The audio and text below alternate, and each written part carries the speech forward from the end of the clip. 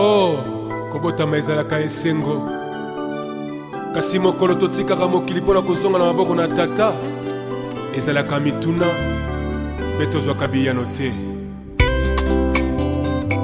Liwa ekipaka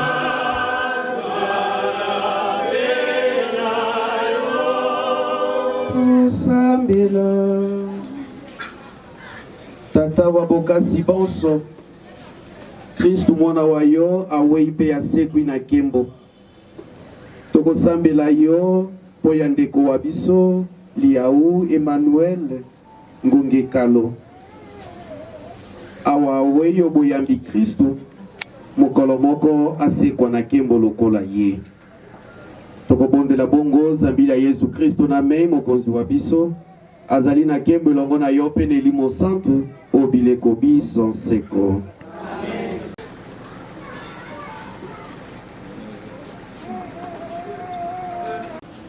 Mokanda mwami bale mwa ndeko ngai nakomi lokola masanga bango ya kokende ekomi po ya ngai nabundi etumba atindaki ngai na bebisi boyambi te.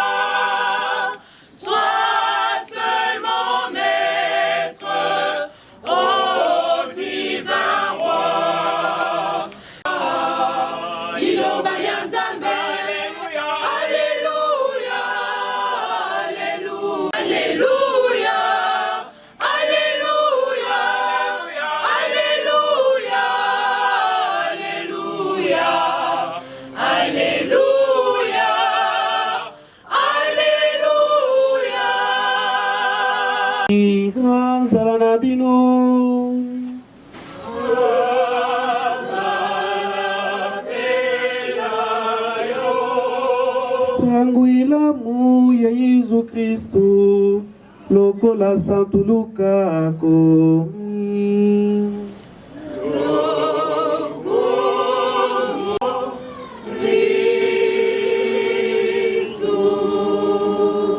Ya zomi na mibale molongo mwa tuku misato na mitano kino mwa tuku minei. Évangile de Jésus-Christ selon Saint Luc dans son 12e chapitre, du 35e au 40e verset. Mokolo moko Yesu alobi bolongola bilamba na nzoto te pe bozimisa mwinda te kasi botikala na bilamba o nzoto pe na mwinda mopeli o maboko. Bato bazali kozila mokonzi wa bango mokolo akei kobala mwasi ye po bafungola noki tango akoya pe akobete monoko mwandako. Esengo na basali soko mokonzi aye pe akuti bango balali pongi te na koloba na bino ya solo akokanga kamba onzoto akofandisa bango meza pe akopesa bango bilei. Soko aye na midi ya butu to na soso ya yambo pe akuti bango balali pongi te esengo na bango. Bokanisa malamu soko nkolo wa ndako ayebi ngonga nini moyibi akoya akopekisa ye te abuka ndako te. Bino sebongo bozala na bokengi zambi mwana wa moto akoya tango bino bokokanisa soki te. Lokumu na yo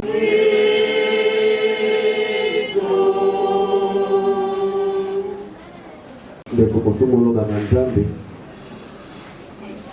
honorable batata ba mama banso libota ya Nzambe boboto lokola na lobaki yango ebandela ya misa te toye kosambela Nzambe po ya makambo mabale. Kosengele ndeko wa biso atiki biso bolimbisi wa masumu pe kotuna ngolu ya Nzambe po ya ye te apesa ye sika ya lokumu po ya boyambi boye asakolaki bona Yesu Kristo awa ose esika ya lokumu ya kopema ayoka esengo lokola mo Kristo pona omboka nzambe po ya yibale tokosala misama ye po ya biso baye tozali na boko te mokonzi asalisa biso na maloba maye mpe na mateya maye po te mpe yebaka komilengele mokolo na mokolo comportement na biso ezaleli na biso etamboli ya biso toyebaka komilengele timote mpe ngai nakomi na suka nasali oyo batindaki ngai nasala oyo nazozela sali oyo batindaki ngai du fait ke nakokisi yango ntina suka na wangani boyambi bwa ngai te sika wana nasengeli nde bozwa ekoti ya loku ndeko wa ngai tala nano etamboli ya yo lelo tala bomoi bwa yo lelo eske okoki kozala capable ya koloba maloba mai wana biso na bino nini tozosala lelo mai tozosala ezali oyo batindaki biso na mokili nasukisi mosala batindaki ngai nabebisi boyambi te curieusement oyo tozosala lelo ezali oyo batuna biso tosala te lokola Kristo totala etamboli na biso lelo na nko mpenza na nko bati valeur ekomi bavaleur na nko tozosala yango mbele moko ayebi pourquoi il est en train de faire ça, pourquoi il se comporte comme ça na nko mpenza makambo mabe tokomisi yango makambo malamu. Souvent mes chers frères et sœurs, nous détournons la mission de Christ oyo tozosala lelo ezali oyo batinda biso te lokola ba Kristo boliko ekoma wapi lelo tokoma ya intérêt ya profit nasalaki camaraderie na ye po azali bandeko boboto. Mais oui, chaque année na ba université na biso ba diplôme belé mais kende na milieu professionnel okoso. L'intellectuel, c'est celui qui est capable de matérialiser, de mettre en pratique son diplôme.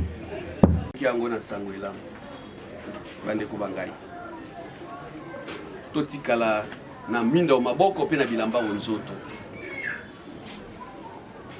Totikala na mwinda mopeli maboko pe na bilamba onzoto. Certainement, motaza na bilamba na nzoto te akoyokisa baninga soni bakokima ye moto ako approcher ete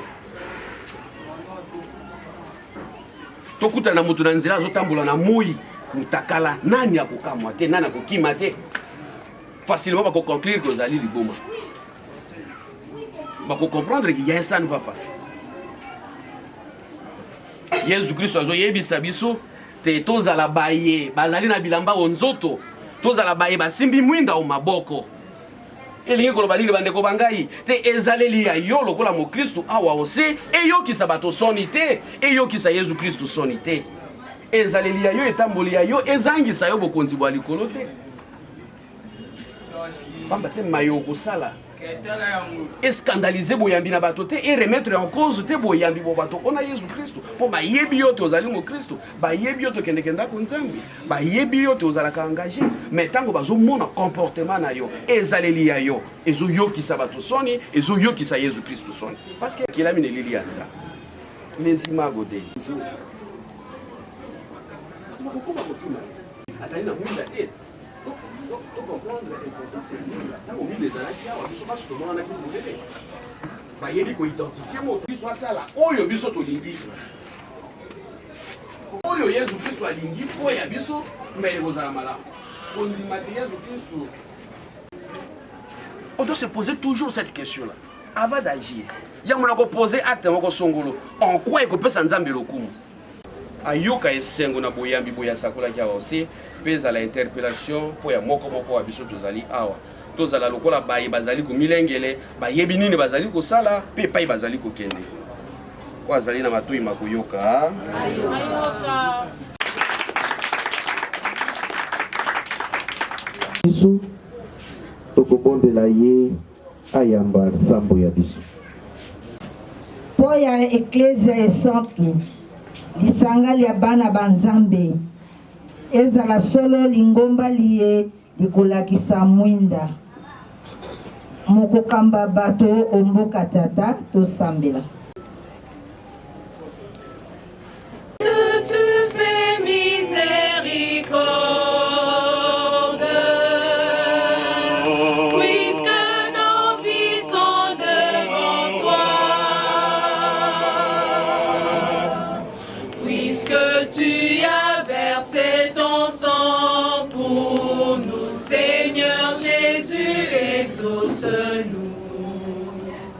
So bazali okati ya mikakatano mokonzi asalisa bango po balembete kasi basukisa mosala mwa bango malamu tosambela.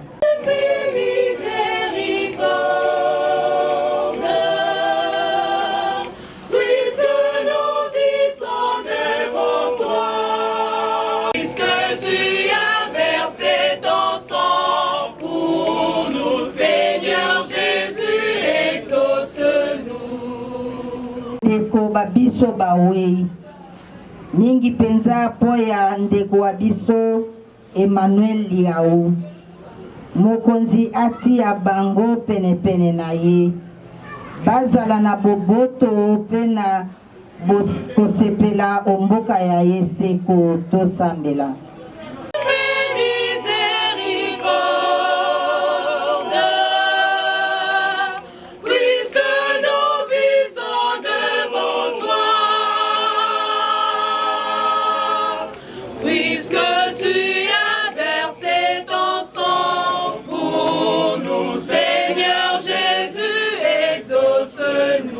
Kristo bason baye bate bison omokili bikoleka bongo batia motema na biloko biansete kasi bakanisa malamu maye tokozwa sima tosambela.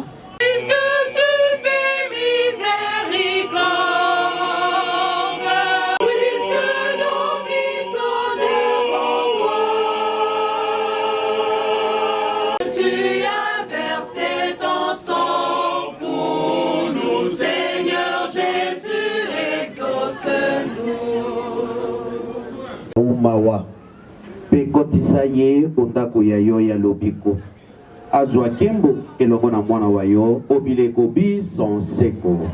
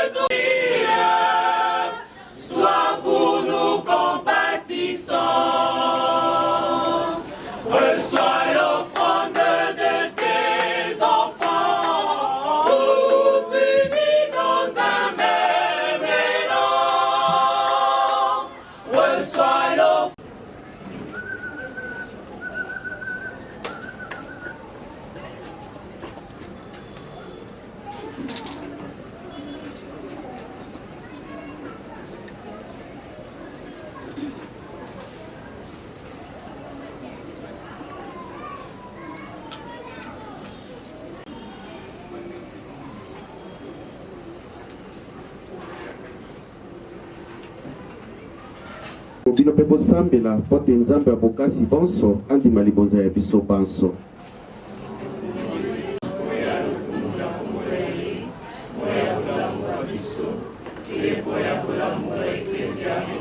Bobonzela yo libonza po ya mosaleli wa yo Liawe Emmanuel ayebaki te mwana wa yo abikisi biso na bolingi bonene sikawa azwa bomoi bwa seko po ya ngolu ya ye. Tokobondela bongo Maria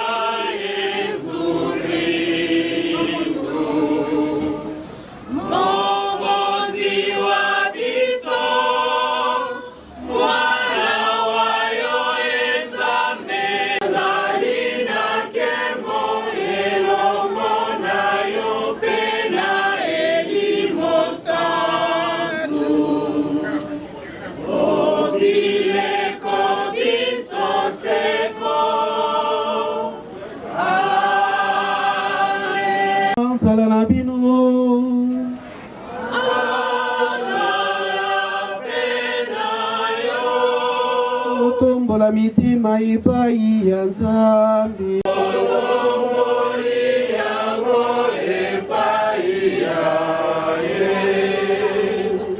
Tondo mokonzi Nzambe wa biso.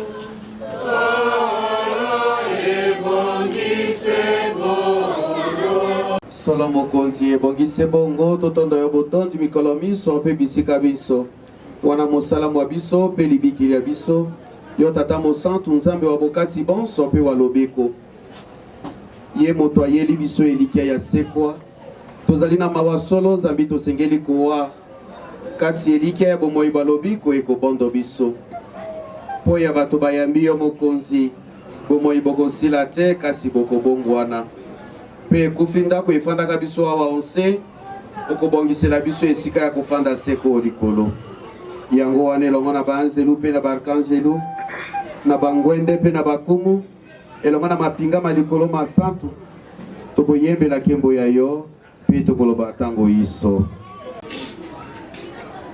Santo, Santo, Santo, Santo, Santo, Santo, Santo, Santo,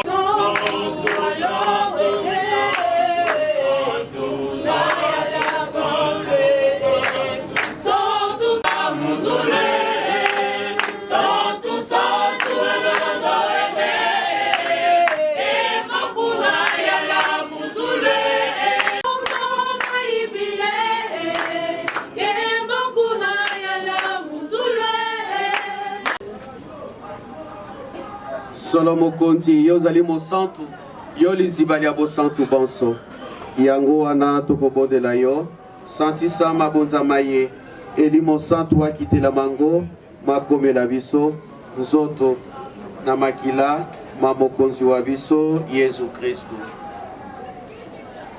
mokolo bakangaki ye amipesi pe andimi koyoka pasi akamati lipa atondi yo abukili yango apesi bayekoli baye alobi kamatani kolia yango bino banso eye ezali nzoto ya ngai na kokaba yango po ya bino.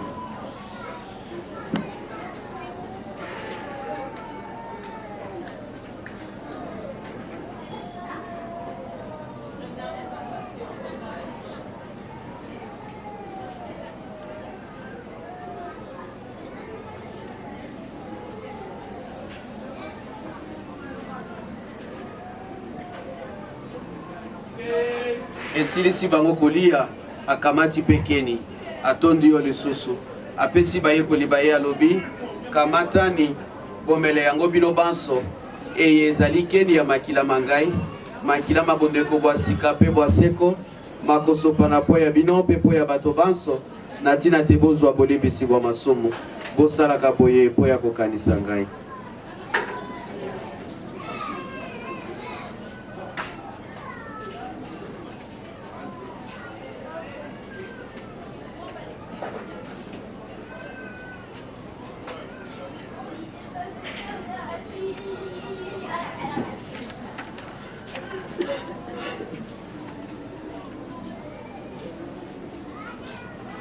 Mokonzi Yesu tukoyamba solo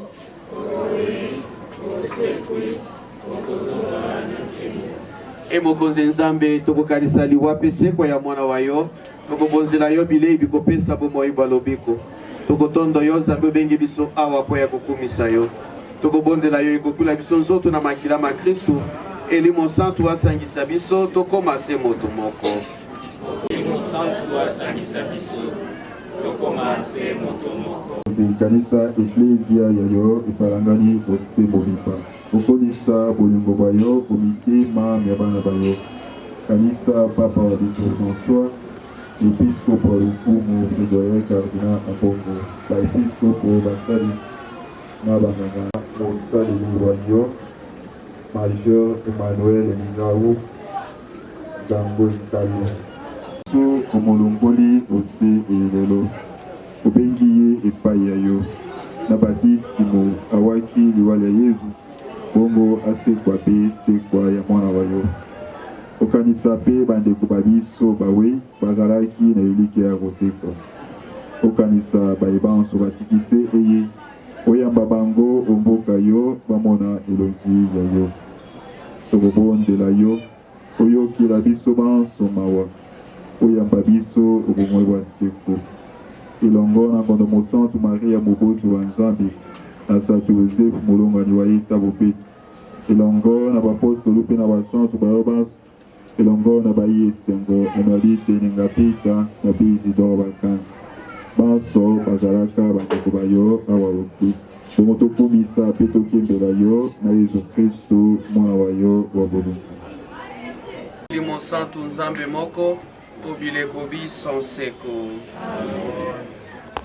lokola mobikisi atindi mpe atei biso tokoki koloba boye tata wa biso lokola bakosalaka bolikolo pesa biso lelo bilei ya mokolo na mokolo limbisa mabema biso lokola biso tokolimbisaka baninga salisa biso tozima masengenga te mpe bikisa biso komabe opesa mikolo mia biso boboto na lisalisi ya ngolu ya yo toboya masumu seko mpe makambo makwela biso te tozala na elike ya koyoka esengo yo olakelaki biso mpe tomona mokolo yesu kristu mokonzi wa biso akozonga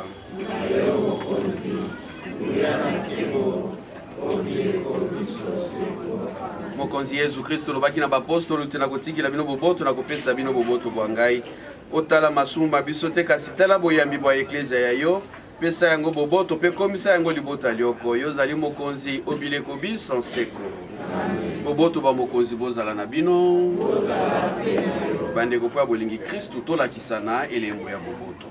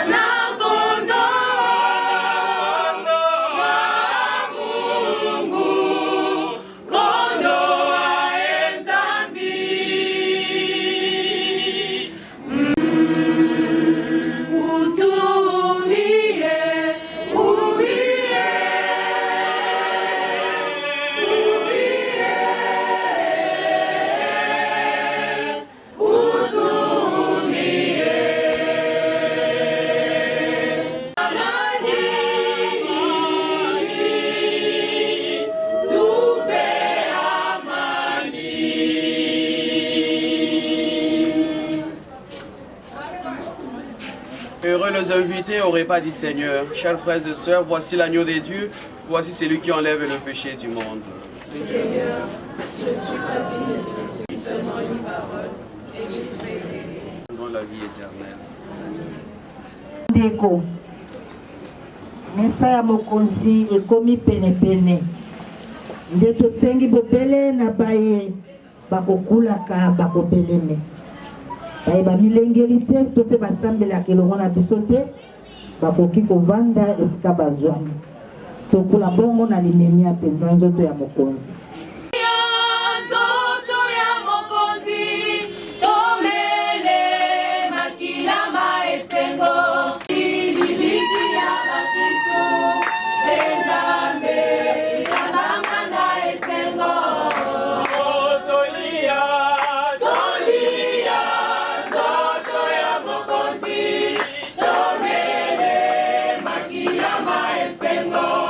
Wana ezali libiki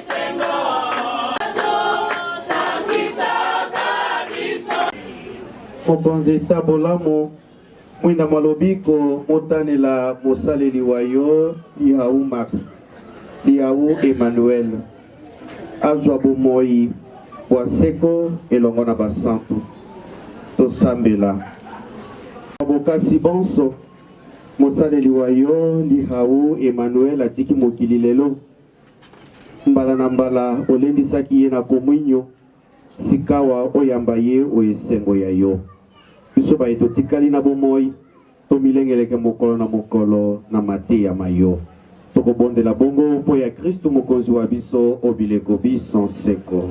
Amen. Lolenge batiki ni salami ya bango masengisi mabango pe ba mipesi pona kupesa libonzali ya misa na Nzambe pona bosengi bolimbisi bwa masumu bandeko ya biso atiki biso pepo ya biso moko baye totikali nano na mobembo awa ose matondi pe na bino banso baye bosepeli kosangana biso na poko ya lelo tika te Nzambe oyo ayeba kozongisa malamu ya baye basalaka malamu mpona ye me azongisa malamu makoki na moko ya bino banso bongo ya koloba ezali te etikali se lobi na kanisaka na Nzambe kozala peut-être disposé mpona baabsut lobi na hôpital ya Kakokolo likambo ya etikali yango wana lobi nzoto kobima tokobomba mowei et certainement sima ya malita makikole tokoya kokutana lisusu mwa moke awa ya koloba mingi ezali te matondi na bino banso bongo ekoyoka moko na moko posa te azonga epai avandaka Nzambe oyo amemaki yo awa azongisa yo abatela yo abomba yo apambola yo mpona esengo pesi na biso baye tozali na mawa motema lelo bana banzambe boboto ndeko bandeko banganga Nzambe nakanisa maloba moke nalingaki koloba yango wana témoignage ya bombo ya moto toleli lelo lolenge motema moye mozalaki mais peut-être tokosala yango lobi Zambi likambo na likambo eza na ngonga na yango lokwa nakumbaki na mwa retard moke mpona lizalaki na yango ya kopesa bino se yango wana ezalaki pe devoir mpo ya ngai kosala misa maye na bengi yango messe ya action de grâce Zambi le 5 novembre nasalaki crise moko makasi oyo elingaki emema ngai na liwa bongo moto azalaki témoin bokilo na ngai wana mamba tozalaki biso babale azalaki komona ngai ndenge nazokende alors ya bandaki kolela bi misabe ozolingo kende na miso mangai kosala témoignage na kokoka te nazala témoin ezala mwa kokoso nayebisaki ete tosambela soki mokonzi alingi te nakende mpo nazali nano na mosala moye boleli boye kosala eloko te tosambela mpe Nzambe asalaki tozwaki occasion ya koluka na lombangu mpenza avion paf évacuation esalemi loka toyaki awa soki na babiki ezali action de grâce pamba te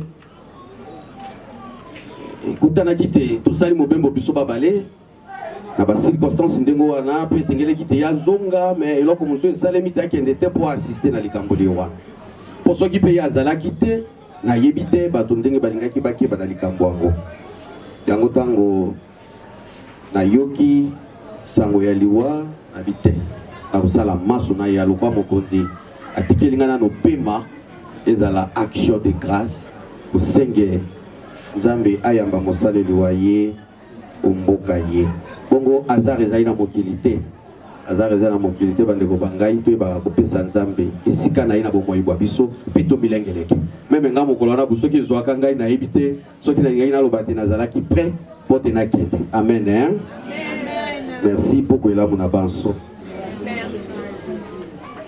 lolo azali doctorat awa na ICC awa la philosophie ngai ya be Hubert Montongo hein nous sommes pas sur sango ya diocèse ya lolo kuna na Mongala à Grand Équateur esika honorable azali moponomi pour alobela biso wa bona assemblée nationale. Merci beaucoup. Merci matondi na banso. Mokonzi azala na bino. Nzambe wa bokasi bonso abenisa pe abatela bino okombo ya tata pe ya mwana pe na elimo santo. Amen. Bande komisa masili apema na boboto.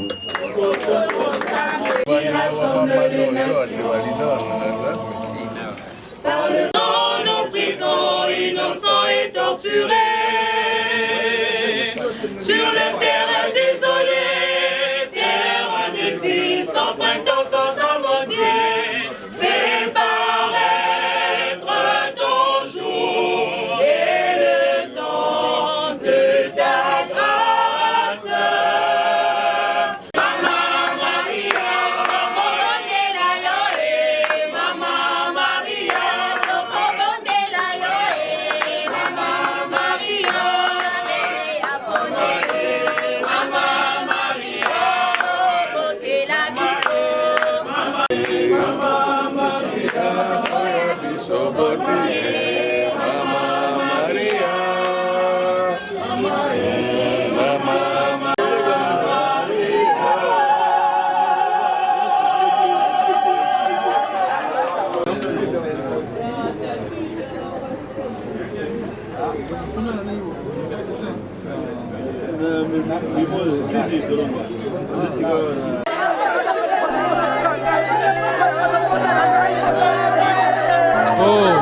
kobotama ezalaka esengo kasi mokolo totikaka mokili mpona kozonga na maboko na tata ezalaka mituna mpe tozwaka biyano te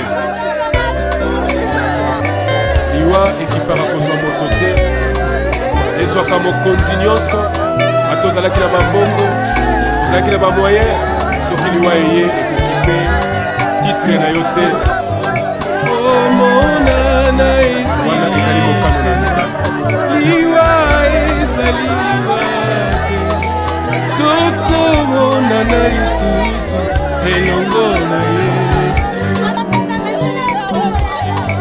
komonana esili te liwa ezali liwa te tokomonana lisusu elongo na Yesu.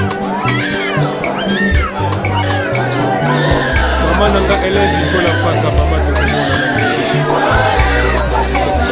liwa ezali nango liwa te na mokolo na suka tokomona papa nanga natalisi kibuli tokomona na lisusu papa okanda na nzambe elobe te liwa ezali liwa te tokomona na lisusu elongo na Yesu. Invito le canal nostro programma. Honorable député national, honorable veuve et orphelin, nous avons le privilège de vous souhaiter d'abord la cordiale bienvenue en cette cérémonie funèbre. En dépit de vos agendas chargés, vous avez rehaussé de votre présence en vue de rendre les derniers hommages et accompagné à sa dernière demeure la dépouille mortelle de ce vaillant officier supérieur qui a servi la patrie jusqu'à sa dernière demeure et à son dernier souffle de vie. Papa Liaou a souffert d'une longue et pénible maladie durant 16 ans. Mais en tant qu'officier militaire, il a bénéficié de ses soins à qualité. Il a même fait l'Afrique du Sud pour les soins appropriés et suivi médicaux par les spécialistes ici à Kinshasa. Mais alors, la médecine a décidé ce qui est arrivé. La médecine a reçu sur la mort. Il a décidé la nuit du mardi 21 décembre 2021, à l'âge de 76 ans, 76 ans, alors que sa famille, ses enfants, ses connaissances, ses amis avaient encore baisé de lui. Son corps a été conservé à la mort de l'hôpital de Mama Bobi Ladawa, ici au camp, lieutenant-colonel Kokolo. Et avec ses valeurs humaines qui disaient chaque jour, unité familiale, paix avec tous, solidarité ou partage. C'est ça, ces principes qu'il disait chaque jour. Présentement, le programme se présente de la manière suivante. Juste après l'annonce du programme, nous allons passer à la prière des circonstances. Ça prendra juste 10 ou 15 minutes. Après la prière des circonstances, interviendra le témoignage. C'est leur annonce. Après le dépôt de gerbes de fleurs, interviendra le mot des enfants. Après le mot des enfants, le mot de la famille. Après le mot de la famille, le major Mavinga interviendra pour la lecture de l'oraison funèbre. Et enfin, la levée du corps pour inhumation au cimetière de Kinkoli. Dépôt de gerbes de fleurs. Après dépôt de gerbes de fleurs, mot des enfants. Après, enfin, levée du corps pour inhumation en sa dernière demeure qui est une Kozalina gerbe de fleurs pour témoignage pour Boutana Ope Sanga Congo. Je passe le gerbe de fleurs, témoignage pour Sakongo.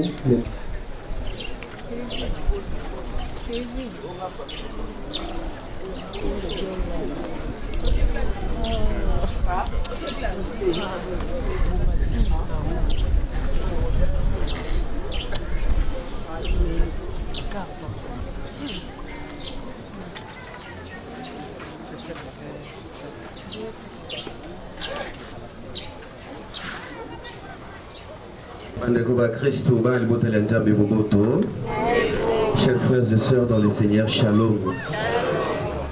Hier soir, nous avons dit la messe de suffrage pour notre papa Liaou. Aujourd'hui, c'est juste la cérémonie des absoutes. Mais bien avant cela,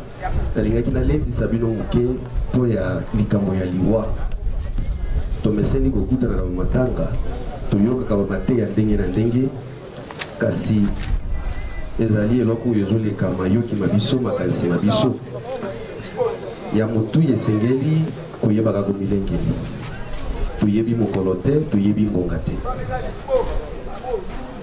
liwa ezali likambo ezopesa biso pasi na motema kasi eloko ekokoba kobwanga biso kolendisa biso na ekwela yango ezali elike ya bomoi bwa lobiko parce que nous croyons à la résurrection des morts, parce que nous croyons à la vie éternelle.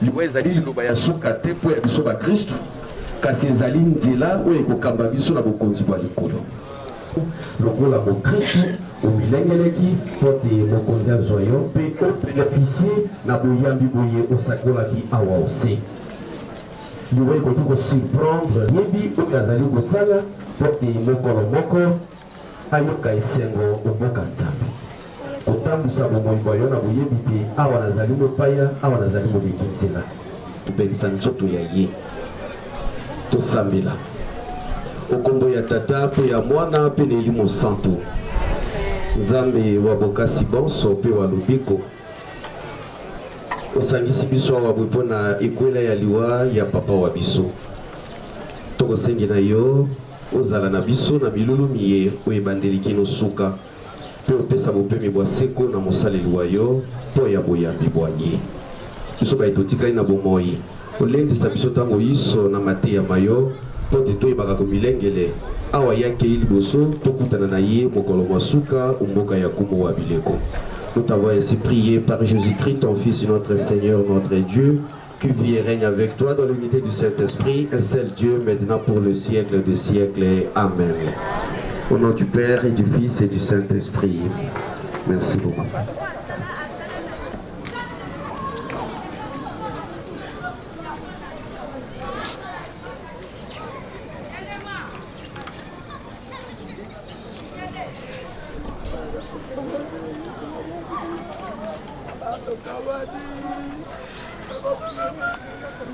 Voilà, merci.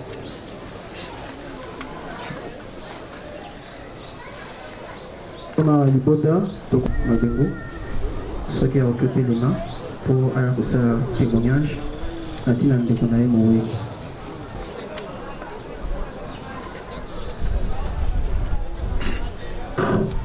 Alors, pour un témoignage, ça n'est pas lobby minute misato, on a français 3 minutes.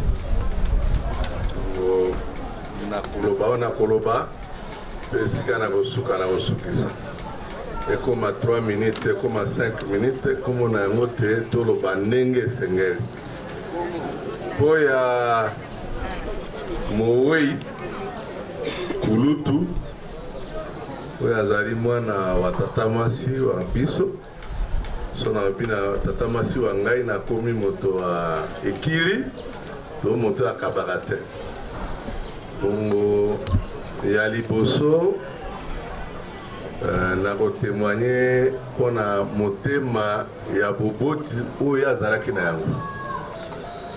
Nakanisa balimboli biso awa te asali abeli mbula 15 kasi 19 kasi ntango mosolo mwaye mpo ya bokei kozwa mino wa Afrique du Sud mobimaki abosanaki te azali na pasi ekasi alongoli na ndambo ya mosolo mpona kotikela bana.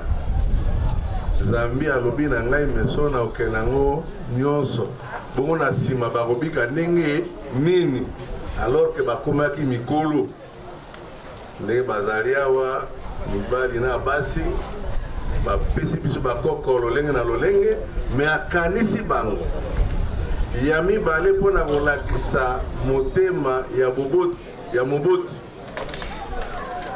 ata potani na bana yo ye lobi mevie bapitio baosaka nobo ndenge nini tosimba ata moko topesa discipline leki nzela nano mwa moke ntango mosusu bakomiteya ntango mosusu bakokola zela nano kobanga te zela nano mpo soko osimbi moko wana abukani monoko abukani lino abeli basimbaki na nzoto se mpo na motema boboto malgré pasi ya ye malgré bokoso ya ye na suka awa aleki na mwa mikakatano na libota ebele kasi soko tuni alobi mena sala kopona nzoku alembaka pembe ya ye te nzoku azalaka na mino te nzoku azalaka na pembe.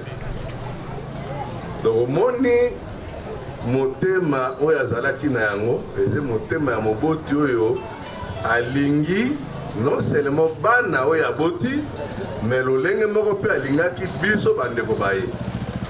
Nakanisa bamosusu tovandi awa bakoli epai ya ye bazalaki nsima na ye kutu ngai kulutu ya ngai azalaki garde corps na ye batamboli na ye bipai biso mpe akokumisa ye abi mwana ndoko wana batela ngai bien mwana ndoko wana mpona bodoko azalaki na motema bolingo mpe mpona kolakisa te alingaki bandeko azalaki moto ya boyambi esali mwa mbula misato to minei bokoso ezwaki lisusu makasi kaka na hôpital oyo tozali kolela ye liboso na biso mo bana babengi ngai papa leki yaka nokinoki yaka nokinoki na ye nakomi alobi ngai mwete na nini abi te nayebi biso makambo naza na yango so nakufi te ngai kanga monoko na yo tosambelaki nakanisa bana bazoyoka ngai tosali nsima mbula mine tobi mbula mitano kasi liwa lilandaki ete me mokolo liwa liyei oyo te ngonga ebetaki mpo na ye nga azalaki na nzela ya mobembo mwa bokundi kondo monseigneur Daniel Land exactement nakomaki na niveau ya Mbazangungu mwana deo abengi ngai papa leki papa aza na besoin na makasi na bideo siko bengi ngai nauti kozonga mobembo omboka ebonda mpona ordination ya badiacre naza na nzela mpo ya bokundami bwa kondo monseigneur Daniel Land bomema ye na hôpital lokola nazali te mwa ngonga eleki na beleli mpona kotuna lolenge nini na bino alobi akende hôpital te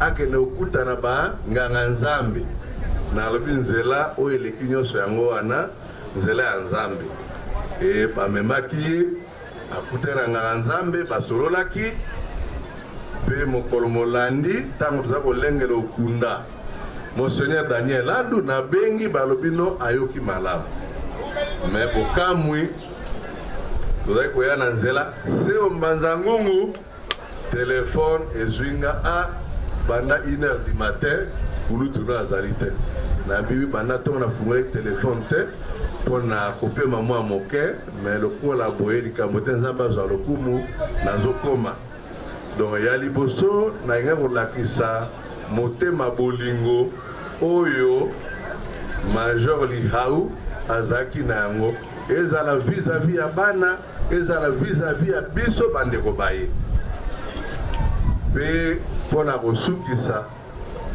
ye apesi biso ndakisa ewana mpe namoni na nsima awa bakomi toliaka liota totike gesisia tosalisane sadi tozali libota totikala esika yoko tosalisana nakanisa eza koresume posa ya mowei tomona yango okola nzembo te moko na moko ezala ngai oyo nazolobela bino nini naye kosala mpo te libota litikala na bomoko contribution ya yo kotala moninga te kotala aza na gauche te kotala aza nsima na yo te yo moko nini ozali kosala mpo te libotali ya yo litikala na bomoko namoni mpe basusu bakomi awa les ehombo aliniso les ehombo makila ehombo tozala na bomoko nini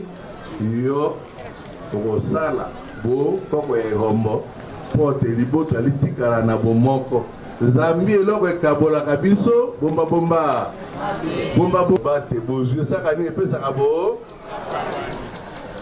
biso mpe tozwi mwa moke me topesi bino bokabwani te eza mpe ndakisa ya biso tozwi mwa moke tozwi no mingi te tozolikia te nzambe akopesa koleka me yo na moke oza na yango na moke ozwaka wana ozosala nini mpo te libota etikala na bomoko nakanisa oyo nalingi napesa lokola témoignage mpona kulutu ya biso nzambe abombaki mabe na motema mwa ete akangelaki motukanda te ngai soki abengi ngai se okulolaka mikolo eleki ebele boye ozolinga boye omona ngai te oyoki ngai na likambo bomoni ke liwa likomi pene na ngai yango komi okima ngai nayebi te kaka kolekaleka nakomilukaluka bongo nalingaki naloba bongo mpona mowei kasi nalobi yango mpona biso baye tozali na bomoi nzambi ye azoyoka biso lisusu te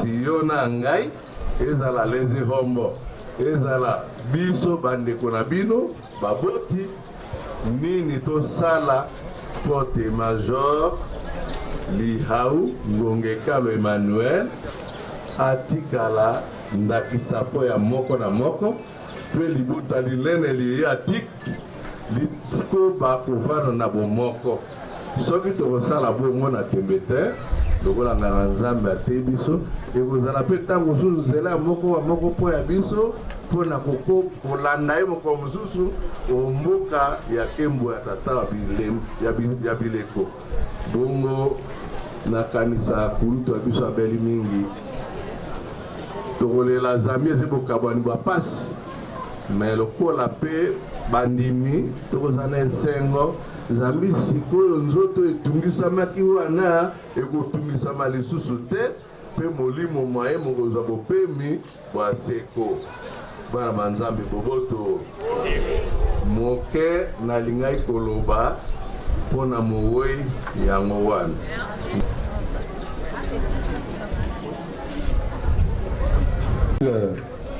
Très respectueusement, j'invite le général Ekouchoua.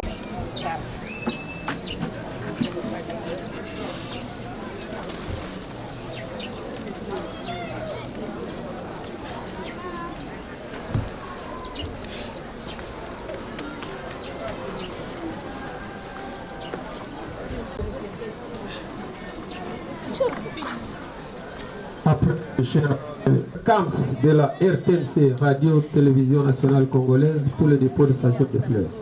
Directeur. Directeur de la RTNC. Entre-temps, le major Liaou Doudou se prépare.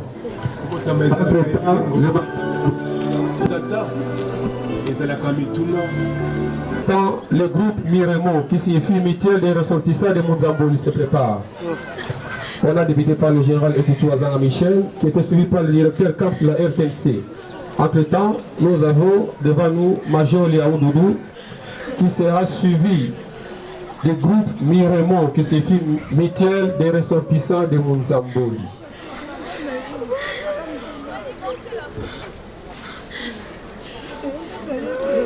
Sous vos yeux, sur le major, Boli se prépare.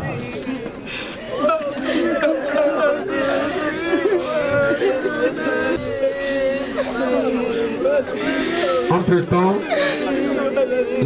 Papa Mondonga se prépare. Papa Mondonga s'apprête. Papa Mondonga. Papa Mondonga sera suivi de la famille Mamali Kimaki. Ressortissant. Le ressortissant de Munzamboli. La mutuelle sera suivie de Papa Mondonga. Bien entendu, la famille Mamali Kimaki se prépare.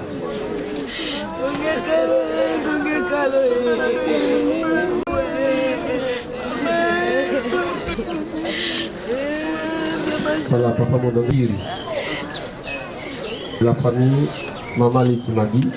Elle sera suivie de la famille Lihaou Magoma et Asbel Debou Liringiri.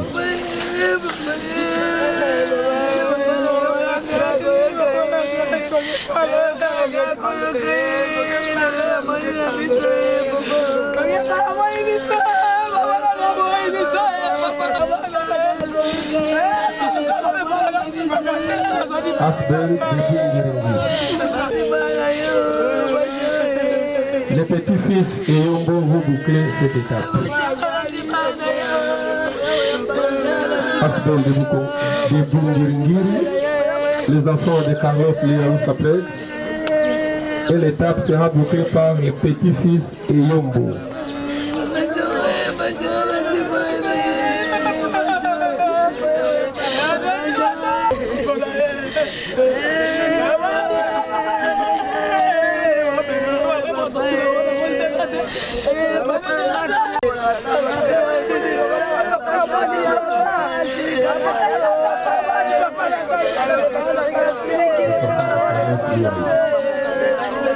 Petit-fils et Yombo. Voilà, après pour clôturer l'étape, nous invitons les petits-fils et Yombo pour le dépôt de leur jeu de fleurs. Merci.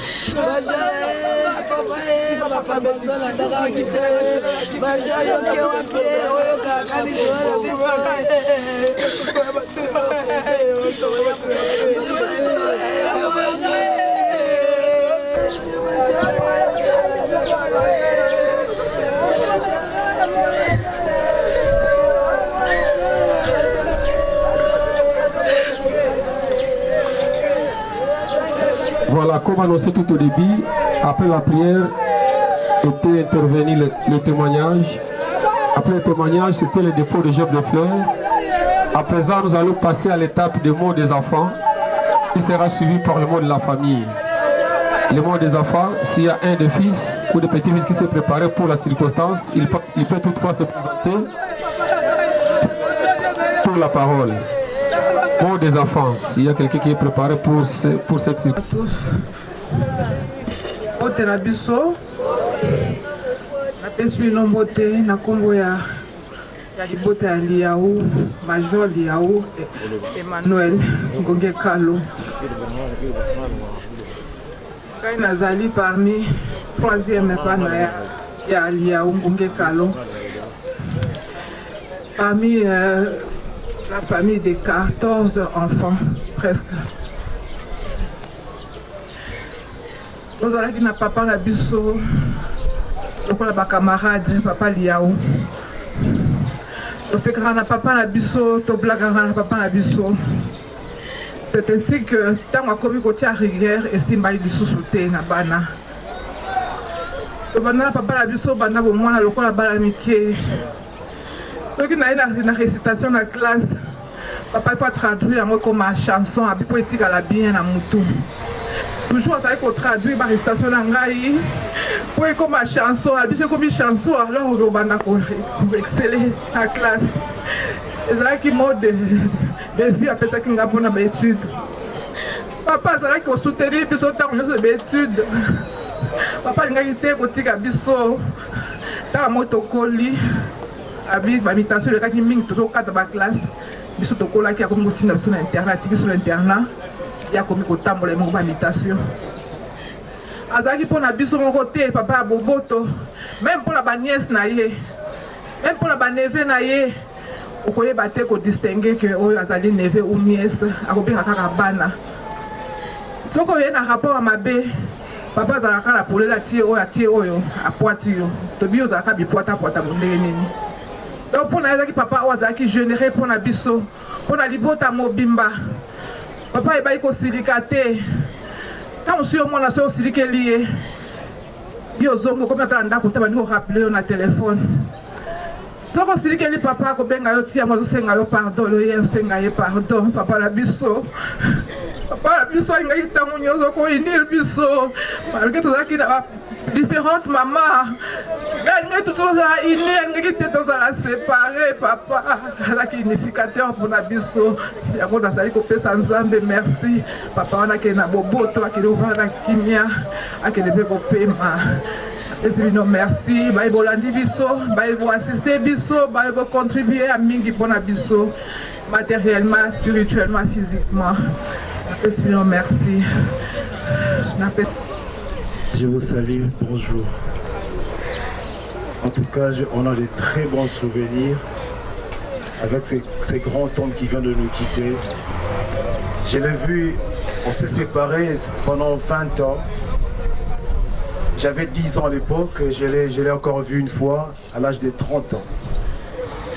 Et malgré tout ce qui s'est passé, il ne cessait d'exprimer son amour envers moi malgré la distance.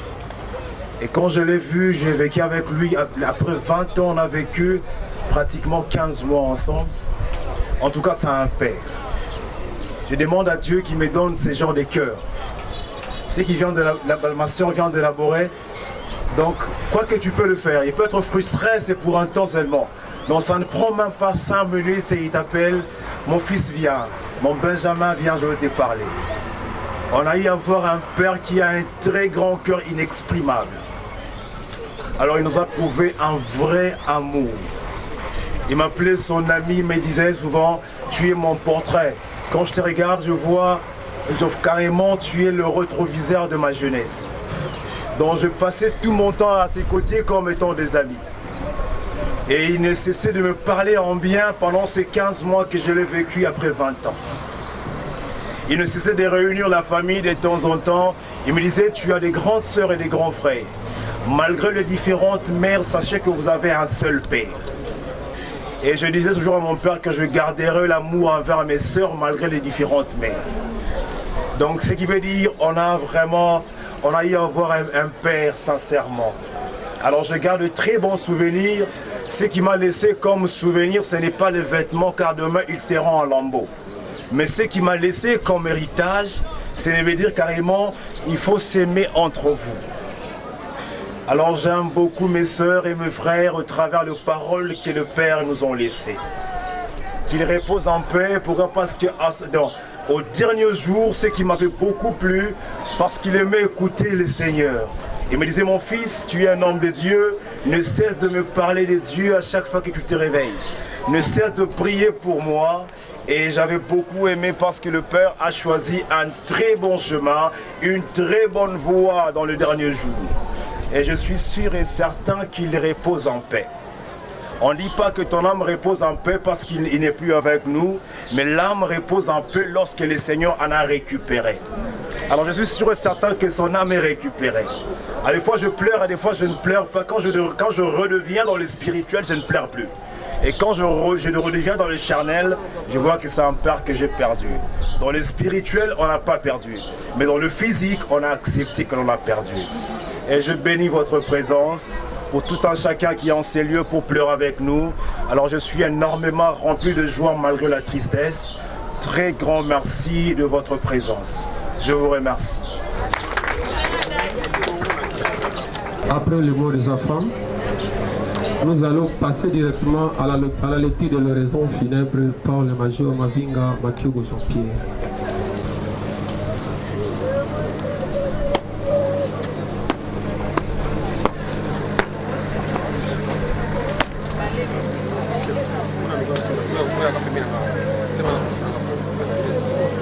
Héros, derrière vous. Héros.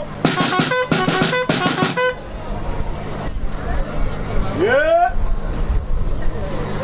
Bon. Yeah. Oh. Faites porter les armes. Yeah. Armée. Musique, ouvrez le vent. Musique, ouvrez le vent.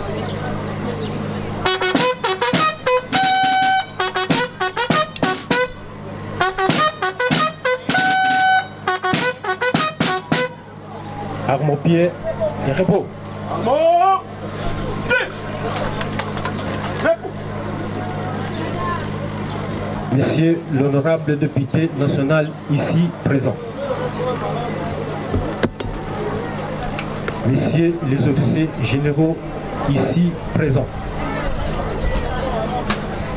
Messieurs les officiers supérieurs, subalitaires, sous-officiers, caporaux, soldats et matelots aux forces armées de la République démocratique du Congo et de la police nationale congolaise. Mesdames, Mesdemoiselles et Messieurs, tous à vos titres respectifs. Mesdames, Mesdemoiselles et Messieurs, les compatissants à ces malheurs. Madame la regrettée veuve, orphelin, arrière-fils et membre de la famille de l'illustre disparu.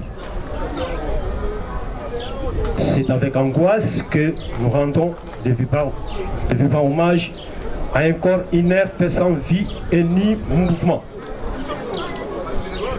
Qui était l'illustre disparu, que nous rendons les vibrants hommages de qualité ces jours. Eh bien,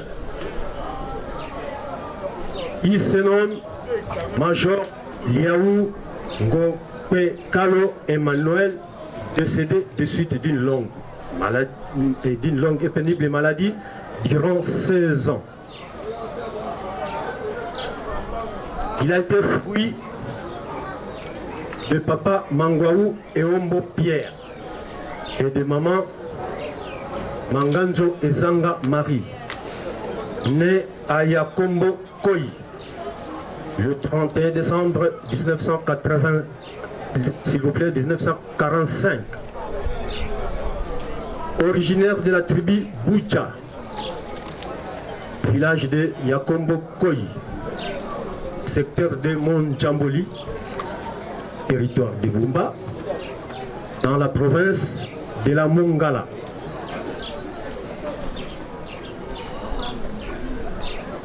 Le feu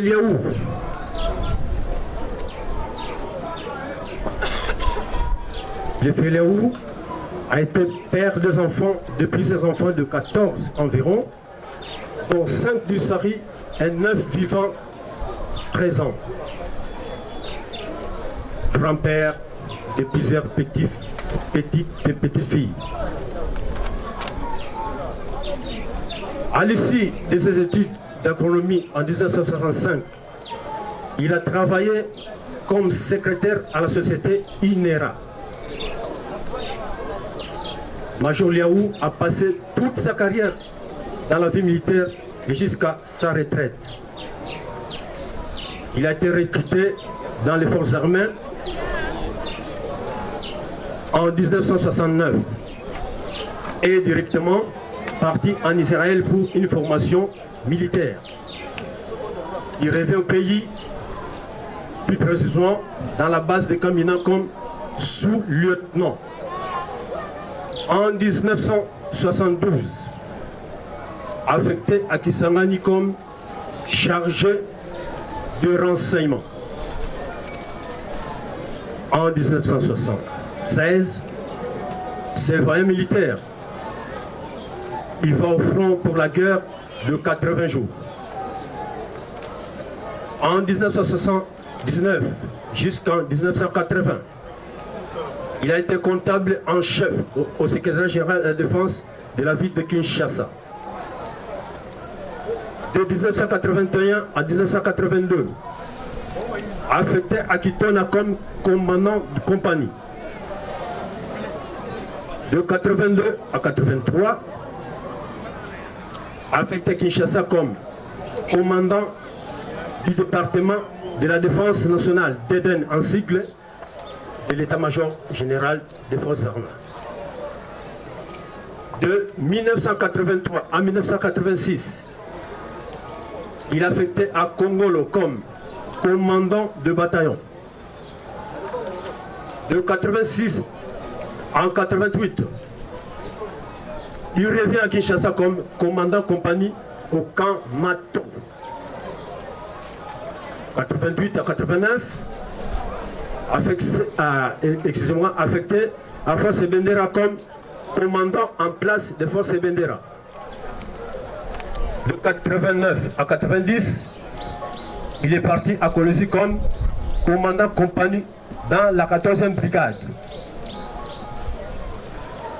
90 à 93, il repart à Aru comme commandant en place des opérations.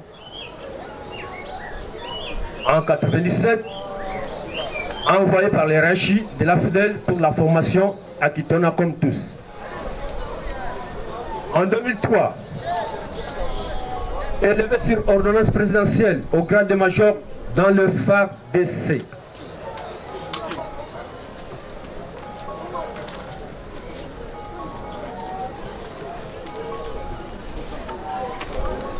Honorable Monsieur le député national ici présent, Messieurs les officiers généraux ici présents, Messieurs les officiers supérieurs, cibalitaires, sous-officiers, caporaux, soldats et matelots du FARDC et de la police nationale congolaise. La mort, c'est le dernier déclin de la vie. Et nous rendons glorieux, car nous avons été façonnés par la terre. Et cette même terre nous reçoit le dernier jour, comme Papa Liaou. Je vais vous relater quelque chose que Papa Liaou a dit dans sa vie. Excusez-moi, c'est une devise du feu. Et j'attire l'attention de tous pour vous faire voir la devise. Il a dit le dernier jour, la valeur humaine va être toujours défendue. 1. Être unis dans la famille. 2. Qu'il ait la paix avec tous. 3. La solidarité est partagée, chacun de nous. Monsieur l'honorable député national ici présent, messieurs les officiers ici présents et les officiers généraux ici présents, messieurs les officiers supérieurs, subalitaires, sous-officiers, caporaux, soldats, matelots de FARDC et de la police nationale congolaise. Je vous dirai pour un dernier mot. Il n'y a que vanité de vanité. Tout est vanité, dit Ecclésiaste. Que la terre de nos aïeux soit pour Papa Yaou douce et légère.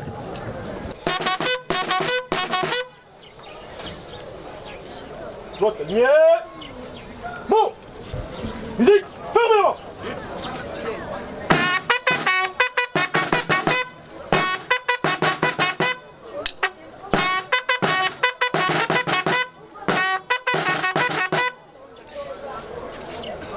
Armand Poulet, repos.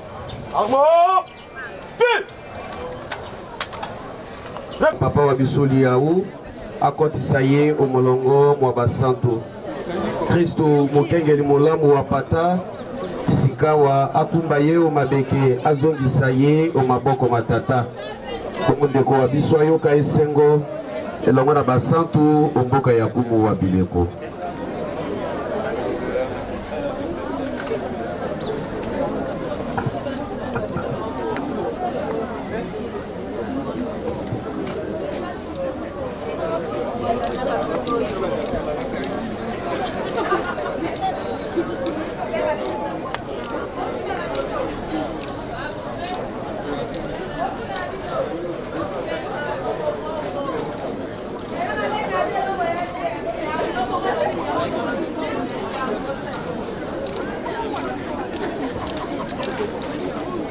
Tosambela enzambe yo tango tokotika ndeko wa biso omaboko mayo tozali na elikia inene te ndasebwi omokolo mwa suka elongo na bato banso bawei okoyambi Kristu emokonzi tokotondo yo botondi mpo ya malamu maso opesaki mosaleli wa yo ntango azalaki na biso awa ose mana maso makolakisa biso bolingi bwa yo makolakisa mpe lisanga tokosangana banso na Kristu e Nzambe ntango tokosenge yo kotandela biso matoi kondima losambo la biso koyamba mosaleli wa yo ndako ya yo biso bai totikali na bomoi tolendisa mitema na mateya mayo tokobondela bongo mpo ya Kristu mokonzi wa biso obileko biso nseko mokonzi Yesu Kristu na liwali ya yo ebebelalaki olelita mikolo misato wana osatisaki malita mabato banso bayambi yo sikawa tokosenge yo obenisa mosaleli wa yo mpe esika bakobomba ye poto mokolo mwa suka olamusa ye na pongi ya liwa okotisa ye omolongo mwa basantu tobondeli bongo mpo ya Kristu mokonzi wa biso obileko biso nseko.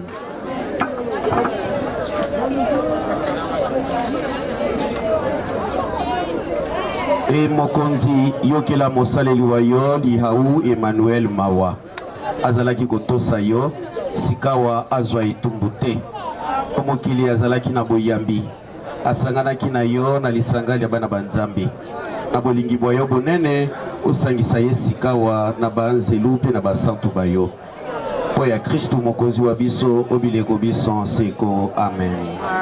Mokonzi pesa mosaleli wa yo bopemi bwa seko mwinda mwa lobiko motanela ye mokonzi azala na bino Nzambe bokasi bonso oyo apesaki ye bomoi mpe akani kokamata yango abenisa ye okombo ya tata mpe ya mwana mpe na elimo santo mwa lobiko motanela ye amen.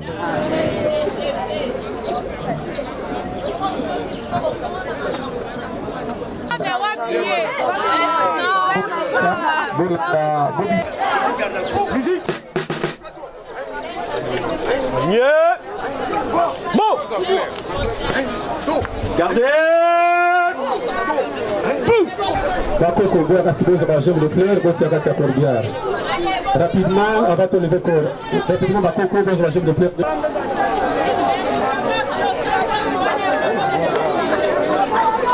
Au centre. Présenté. Allumez. Musique. Au champ.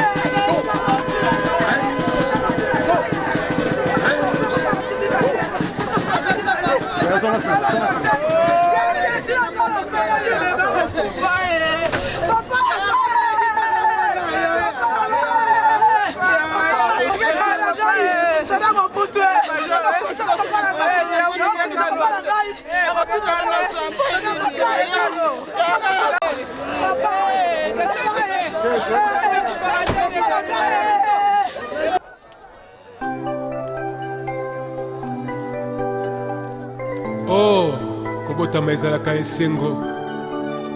Kasi mokolo totikaka mokili mpona kozonga na maboko na tata ezalaka mituna mpe tozwaka biyano te. Liwa ekipaka kozwa moto te, ezwaka mokonzi nyonso. Ata ozalaki na bambongo, ozalaki na bamoyen, soki liwa eye ekoki mpe titre na yo te.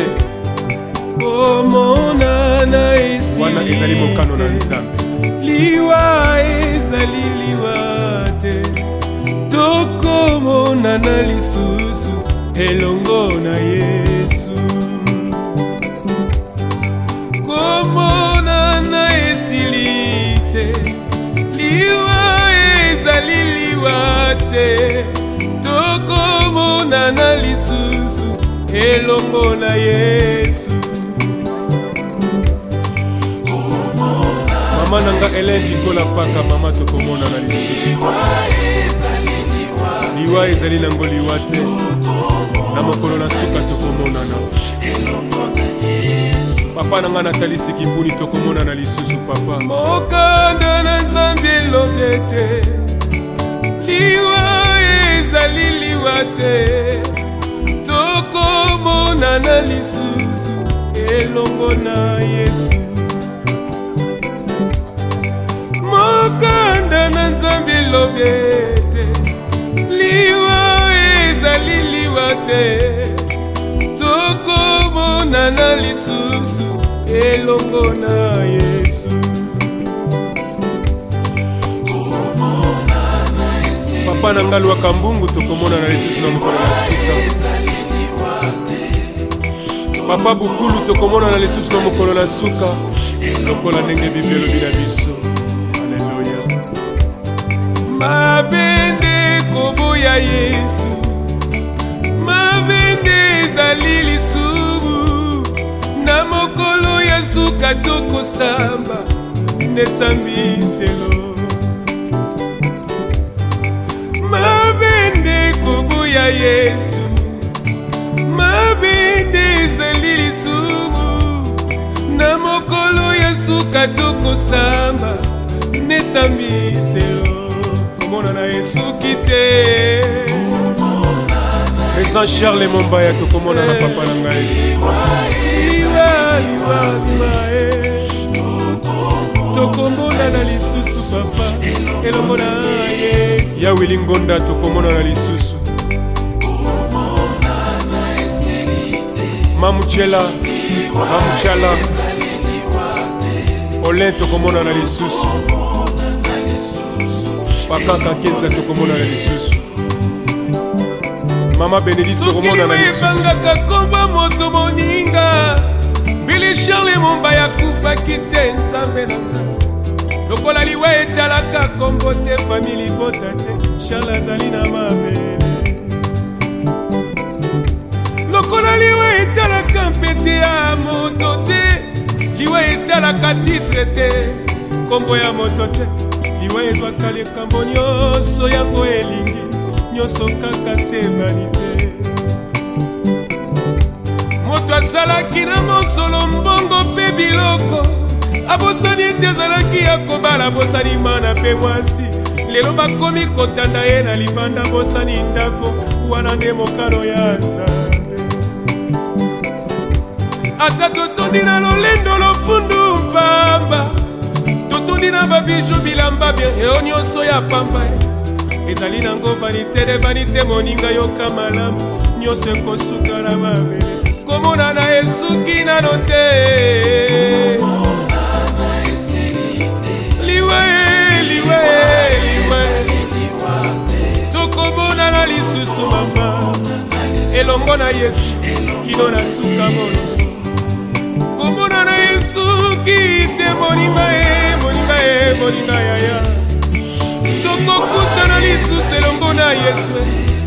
Soki kola pesi biso tango mpe mikolo na se ya moi tokomona na lisusu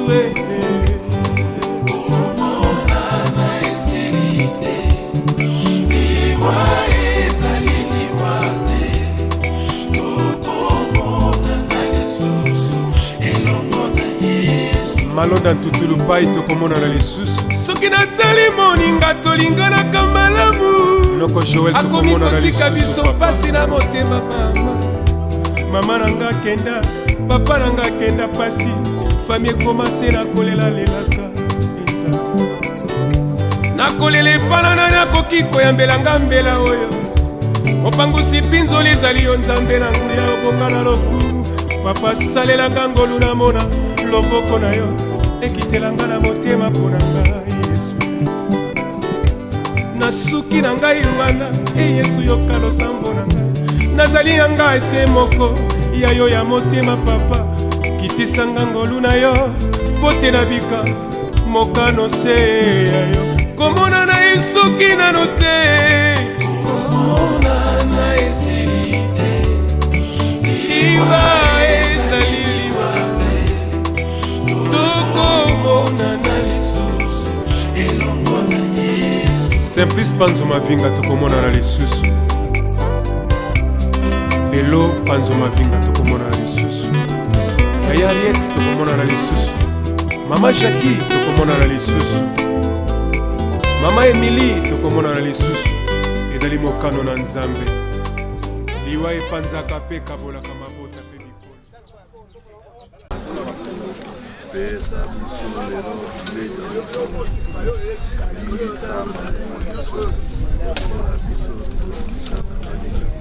salisa biso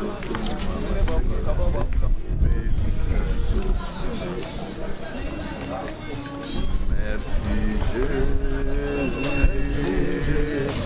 merci Jésus, merci Jésus, merci Jésus, alléluia, nous te louons, nous te louons, nous te louons, nous te louons, nous te louons, alléluia,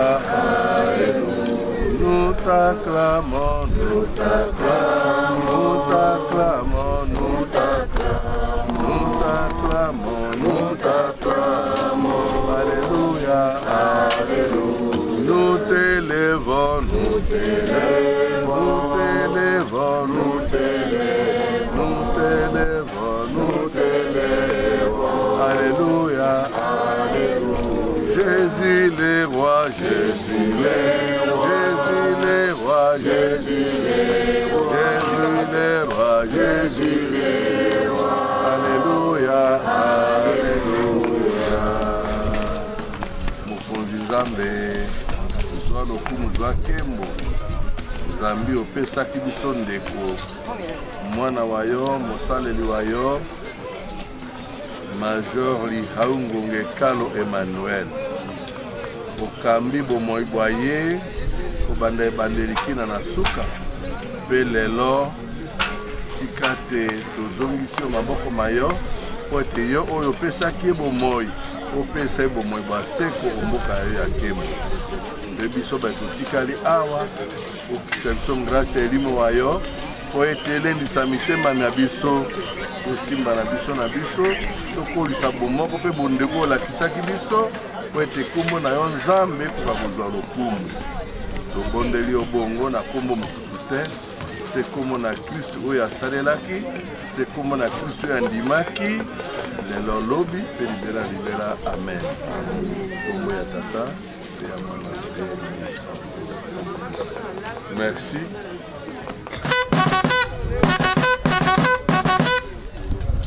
Détachement d'honneur à mon commandement. Yeah. Bon. Gardez. Tout. Au centre. Présentez. Armée. Le haut au champ.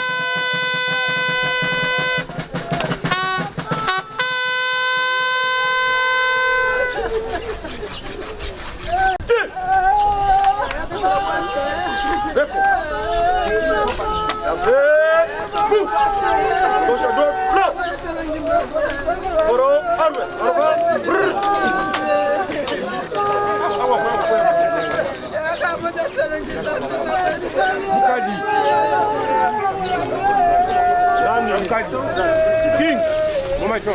Simba mama kia.